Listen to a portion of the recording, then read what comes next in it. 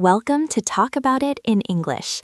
I am Sarah, and I am here with Mark to help you move past those basic textbook answers and start speaking English that feels like you. In today's episode, we are tackling a situation that creates so much anxiety for English learners, especially when you are at that middle level where you can communicate, but you still worry about how you come across to others. We are talking about the social art of saying no. Mark, have you ever noticed how many of our students feel absolutely terrible when they have to decline an invitation? I see it all the time, Sarah. It is one of those moments where grammar isn't the problem, but social culture is. I have heard students tell me that they stayed at a work party for 3 hours when they were exhausted simply because they didn't know how to say they couldn't go without feeling like they were being rude. They worry that if they say, "I am busy," the other person would think they are being cold or that they don't like them. And that is a very real fear, because in many English-speaking cultures, the way we say no is actually quite complex. It really is. If you just say, "I can't go," or "I am busy," it feels like you are putting up a stone wall. It stops the conversation, and it can make the other person feel a bit rejected. But the good news is that there is a pattern to this. There is a way to say no that actually makes the other person feel good about the relationship, even though you are declining their offer. We call this the soft refusal technique. Today, we are going to break this down into 3 simple steps that you can use in any situation, from a casual coffee with a friend to a formal invitation from your boss. If you want to start talking about your life with this kind of confidence, make sure you hit that subscribe button so you never miss our weekly lessons that help you speak English that stays in your mouth, not just in your head. That is so important, Sarah. We want these phrases to feel natural for you to say. So, let's look at why the standard textbook answer fails. Most textbooks teach you to say, "I am sorry, I cannot go because I have a doctor's appointment." But in real life, you don't always have a doctor's appointment. Sometimes you just want to stay home and watch a movie. Sometimes you are just tired. If you feel like you always need a big, serious excuse, you are going to feel very stressed when you have to say no. Exactly. The first step to fixing this is what we call the positive buffer. This is the most important part of the entire process because it sets the tone. Before you say the word no, you have to say something that shows you appreciate the invitation. You are essentially saying that you like the idea, even if you can't do the action. Mark, what is your favorite way to start a soft refusal? I almost always start with something like, "Oh, that sounds lovely," or "That sounds like so much fun." Even if I know immediately that I can't go, I want the other person to know that I think their idea is a good one. It creates a bridge between us. If a coworker asks me to go for lunch and I am swamped with work, I don't start with, "I'm too busy." I start with, "Oh, I'd love to get lunch." By saying "I'd love to," I am showing my intention. I am showing that in a perfect world, I would be there with them. That is such a key phrase for our listeners to master. Let's practice the physical side of that for a second. When you say "I'd love to," the would is often contracted to a very small duh sound. I'd love to. It is very soft. Listen to how Mark says it. It isn't "I would love to." That sounds a bit too formal, like a robot. It is "I'd love to." Try saying that out loud right now, wherever you are. "I'd love to." It feels much warmer, doesn't it? Another great version of this is "That's so kind of you to ask." This is especially good if someone is inviting you to something more personal, like a dinner at their house or a birthday party. It shows that you value their kindness. I think the buffer is where many people get stuck because they feel like they are lying if they say they want to go when they actually want to stay home. But you have to think of it as a social lubricant. You aren't lying about the event. You are being honest about your respect for the person. Another great one is, "I wish I could." This is a classic B1 level structure using the past tense to talk about a present desire. I wish I could. It is a very strong signal that the obstacle is your schedule, not your personality. Right. So we have our buffer. We've said, "That sounds great," or "I'd love to." Now we move to step 2, which is the soft excuse. This is where learners often make the mistake of over-explaining. They start giving way too much detail. They say, "I can't go because my sister is coming over, and I have to cook dinner, and then I have to finish a report for Monday morning." When you give too much detail, it actually sounds like you are making up a lie. It sounds suspicious. That is a great point, Sarah. In English, less is often more when it comes to excuses. You want to use phrases that are broad but clear. One of my favorites, and one that every adult learner should know, is, "I've got a lot on my plate right now." Sarah, can you explain what that means to someone who might be hearing it for the first time? Of course.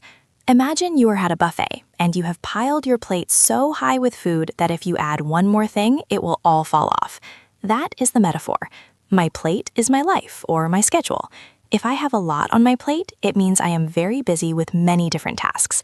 It is a very natural, very professional way to say you are busy without using the word busy.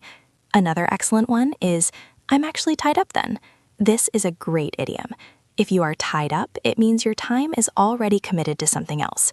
You are not free. It doesn't matter what you are doing. You are just tied up. I love that one. It is so useful in the workplace.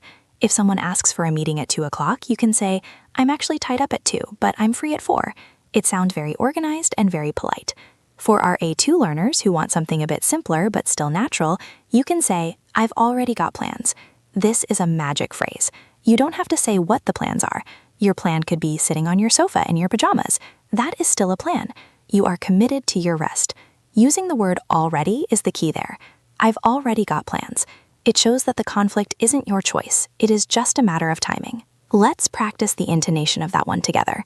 I've already got plans. Notice how the stress is on already. I've already got plans. It sounds final but not mean. Mark, let's talk about another one that is very common for people in our age group, the 25 to 40 range. It's the energy excuse. Sometimes we aren't busy, we are just exhausted. How do we say that politely? This is where we use phrases like, I'm feeling a bit wiped out, or it's been a really long week and I think I'm just going to have a quiet night in. Using the phrase a quiet night in is a very common way to say you are staying home.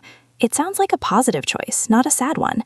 If you say to a friend, I'd love to go out, but honestly, I've had a hectic week and I'm really looking forward to a quiet night in, they will almost always understand because they probably feel the same way. It is very relatable. Exactly. So now we have our buffer and our excuse. Step 1 was the positive start. Step 2 was the clear, short excuse. Now we need step 3, which is the pivot. This is how you end the conversation so that you don't leave things feeling awkward. If you just stop after the excuse, there is a silence. You need to provide a way forward. The most common way to do this in English is by using the phrase rain check. Mark, where does that come from? It's an old baseball term. If a game was canceled because of rain, the fans would get a piece of paper called a rain check so they could come back for free another time. Nowadays, we use it to mean that we are declining the invitation now, but we want to do it later. You say, can I take a rain check? It is one of the most useful idioms in the English language. It basically tells the person, I really do like you and I do want to hang out, just not today. It really is a social lifesaver. But you have to be careful with the grammar there. You can say, can I take a rain check? Or can we take a rain check on that? You can also use a pivot that suggests a specific time. This is even better because it shows you are serious. You could say, I can't do this Friday, but how about next Tuesday? Or, I'm swamped this week, but let's check in on Monday when things have calmed down. This puts the ball back in their court, but shows that you are still interested. I think that is the part that helps people feel the most confident. When you offer a different time, you are taking control of the conversation. You aren't just a person who says no, you are a person who manages their schedule. Let's try to put all 3 steps together now so our listeners can hear what a full, soft refusal sounds like in a real conversation. Sarah, why don't you try to invite me to something and I will use the 3 steps to say no? Okay, let's try a workplace scenario. Hey Mark, a few of us are going to that new Italian place for lunch today around 1 o'clock. Do you want to join us? Oh, that sounds fantastic. I've heard great things about that place. But I'm actually tied up with this report that's due at 3, so I think I'm going to have to pass this time. Could I take a rain check? Maybe we can go next week instead? That was perfect. Did you hear how Mark did that? He started with a positive buffer. Oh, that sounds fantastic. Then he gave a soft excuse. I'm actually tied up with this report. Notice he didn't give me his whole life story, just one simple reason. Then he used the pivot. Can I take a rain check, maybe next week? As the person asking, I don't feel bad at all. I feel like Mark wants to go, but he's just a busy professional. It makes me want to invite him again. Exactly. Now imagine if I had just said, no, I have a report to do. That would feel very different, wouldn't it? It would feel like I was annoyed that you even asked me. Now, let's try a more casual one. Sarah, you try saying no this time. Hey, Sarah, I'm having a few people over for a board game night this Saturday. Are you free to come over around 7? Oh, that's so kind of you to ask, Mark. I love board games, but I've already got plans this Saturday, so I won't be able to make it. I'm really sorry to miss out, but I hope you guys have a great time. Let me know who wins. That was great too. You use the "I hope you have a great time" closing. That is another version of the pivot. Even if you don't suggest a new time, you are ending on a high, positive note. You are wishing me well. This is a very common way to decline something when you don't necessarily want to reschedule, but you want to remain friendly. And notice I didn't say what my plans were. I just said, I've already got plans. It is polite, it is firm, and it is very natural. Now, for everyone listening, we want to make sure these patterns stay in your mouth. This is the part of the lesson where we want you to actually speak out loud. Don't just listen. If you are on the bus, maybe you can whisper. If you are at home, say it loud and clear. We are going to practice a few of these phrases. Mark and I will say them, and we want you to repeat them after us, focusing on the rhythm and the emotion. Mark, let's start with the buffer phrases. Okay, let's do the first one. That sounds like so much fun. Repeat that. That sounds like so much fun. Focus on the word fun at the end. Make it sound like you really mean it. That sounds like so much fun. Good. Now let's try the second buffer. I'd love to, but I can't. Remember that small D sound in I'd. I'd love to, but I can't. Try it now. I'd love to, but I can't. One more time. I'd love to, but I can't. Now let's practice the excuses. Here is the first one. I've got a lot on my plate right now. Remember the plate metaphor. I've got a lot on my plate right now. Try saying it smoothly without stopping between the words. I've got a lot on my plate right now. And the second excuse. I'm actually tied up then. Listen to the word actually. We use it to soften the news. I'm actually tied up then. Repeat that. I'm actually tied up then. Finally, let's practice the pivot. The famous rain check. Can I take a rain check? Try to make it sound like a question with your voice going up a little at the end. Can I take a rain check? One more time. Can I take a rain check? Great job. If you find those hard to say, don't worry. It takes practice to get the muscles in your mouth used to these new patterns. That is why we do this every week. If you are finding this helpful, remember to subscribe and hit the bell icon. We help you talk about real life, and that means practicing these small social moments that make a huge difference in how you feel when you speak English. Mark, I think we should talk about a common mistake that people make, even when they use these phrases. It's the tone of voice. You are so right, Sarah. You can have the perfect words, but if your voice sounds flat or bored, the other person will think you are being sarcastic. If I say, "Oh, that sounds like so much fun, but I am busy," in a flat voice, it sounds terrible. You have to put a little bit of energy into the buffer. You have to sound a little bit disappointed in the excuse. English is a very musical language. The melody of your voice tells the person how you feel. It's true. We call this the musicality of English. When you are giving a buffer, your pitch should be a bit higher. Oh, that sounds great. When you are giving the excuse, your pitch goes down a little bit because you are giving bad news. But I'm actually tied up. And then for the pivot, it goes back up to be friendly. Can I take a rain check? It is like a little wave of sound. High, low, high. Let's try that one more time, Mark. Let's do the whole 3-step process with that musicality. I'll do it. That sounds wonderful, but I've already got plans. How about next time? Did you hear the wave?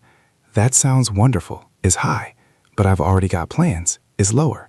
How about next time is high again? That is the secret to sounding like a natural speaker. It isn't just about grammar, it is about the music. Now let's look at a few more specific situations, because I know our listeners deal with different things. Let's talk about the last-minute favor. This is a tough one. Someone asks you for help right now, and you can't do it. Maybe a neighbor wants you to watch their dog, or a colleague wants you to help with a task 5 minutes before you leave. Those are the most stressful because you don't have time to think. In these cases, you can use a version of the soft refusal that is very quick. You can say, "I'd love to help you out, but I'm just heading out the door." Or, "I wish I could help, but I'm right in the middle of something." The phrase "in the middle of something" is a great excuse for a last-minute request. It means you are currently doing a task and you cannot stop. I use that one all the time. I wish I could help, but I'm right in the middle of something. It is very respectful of your own time. And then you can pivot by saying, "Can we talk about this tomorrow morning?" Or, "Have you tried asking Sarah?" Well, maybe not me, but someone else. The point is to offer a small direction for them to go, so they don't feel abandoned. Another situation we should cover is when you are invited to something by someone who is more senior than you, like your boss or a very important client. You might feel like you have to say yes, but sometimes you really can't. In these cases, you want to be a little more formal. Instead of "I'd love to," you might say, "Thank you so much for the invitation. I really appreciate it." And instead of "I'm tied up," you might say, "Unfortunately, I have a prior commitment." A prior commitment is just a very fancy way to say I already have plans. Prior commitment. That is a great phrase for B1 learners to have in their back pocket. It sounds very professional. Unfortunately, I have a prior commitment. And then for the pivot, you can say, "I hope the event goes well," or "I look forward to hearing about it on Monday." This shows that you are still engaged with the work and the team, even though you aren't attending the social event. Let's do a little check-in for our listeners. We've covered a lot. We've covered the 3 steps. We've covered idioms like tied up, a lot on my plate, and rain check. We've talked about the musicality of the language. Sarah, if someone is listening to this and they feel overwhelmed, what is the one thing they should try to remember? If you only remember one thing, remember the buffer, just the first step. If you start your sentence with a positive comment about the invitation, you have already won 50% of the battle. Even if the rest of your sentence is a bit clunky or your grammar isn't perfect, the other person has already felt that positive energy from the start. Just practicing saying, "That sounds great," or "I'd love to," before you say anything else will change your social life in English. I agree completely. It is about the intention. Now, we have a challenge for everyone listening. We don't want you to just listen to this and forget it. To make this stay in your mouth, you need to use it. So here is your challenge for today. Sometime in the next 24 hours, even if you are speaking in your native language, I want you to mentally practice a soft refusal. If someone asks you to do something and you want to say no, think about how you would say it in English using our 3 steps. And if you are feeling brave, write your soft refusal in the comments below. Imagine I have just invited you to a coffee this afternoon at 3 o'clock. Write your response using the 3 steps. Use a buffer, a soft excuse, and a pivot. We will look at the comments and give you some feedback. This is a safe place to practice, and seeing how other people write their refusals can be a huge help for your own learning. It really is. I also want to mention that for our A2 learners, don't worry about being perfect with the idioms yet. If saying "I've got a lot on my plate" feels too difficult, just say "I am a bit busy today." The important thing is the structure. Buffer, excuse, pivot. The words can be simple. As you get more comfortable, you can start adding the more natural idioms we talked about today. That's a great point, Mark. Language learning is a ladder. You don't have to jump to the top. You just have to take the next step. One thing I've noticed with my students is that once they learn the rain check phrase, they start using it for everything, and that's actually okay. It's better to have one phrase that you can use confidently than 10 phrases that you are afraid to use. Absolutely.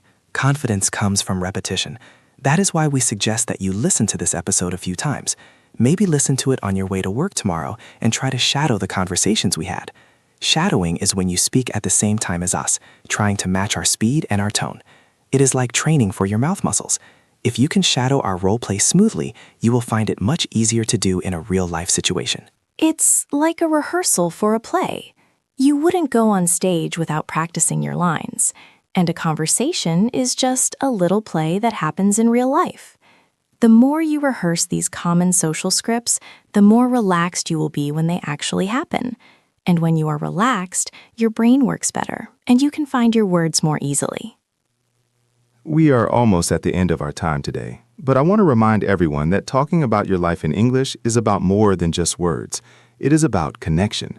When you learn how to say no politely, you are actually building better connections because you are being honest about your needs while still being kind to others. It is a very powerful skill. It really is, and it makes you feel like an equal in the conversation. You aren't just a student trying to get the grammar right. You are a person with a schedule and a life who is interacting with another person. That is the goal of this channel. We want you to feel like yourself in English. So, to recap our lesson today, Step 1, use a positive buffer like "I'd love to" or "That sounds great." Step 2, use a soft, short excuse like "I'm tied up" or "I've already got plans." Step 3, use a pivot like "Can I take a rain check?" or "Let's do it another time." Put them together, and you have the soft refusal technique. Thank you so much for joining us today on Talk About It in English. We love hearing from you, so please do leave that comment with your practice refusal. It helps us know what you are struggling with and what you want to learn next. If you found this useful, please like the video and share it with a friend who is also learning English. Sometimes having a study partner to practice these role plays with can make it even more fun. And don't forget to check out our other videos on how to talk about your daily routine and how to handle small talk. The more of these everyday topics you master, the more your English will start to feel natural and clear. You are doing a great job, and every minute you spend listening and practicing is a step toward the fluency you want. Keep practicing, keep speaking, and remember that it is okay to make mistakes. Every mistake is just a sign that you are trying something new. We'll be back next week with a brand new topic to help you talk about your life with confidence. Until then, try that soft refusal challenge and see how it feels to protect your time with kindness. Have a great week of English speaking, everyone. We are proud of the progress you are making. See you in the next one. Bye for now. Keep those phrases in your mouth and out of your head. You've got this.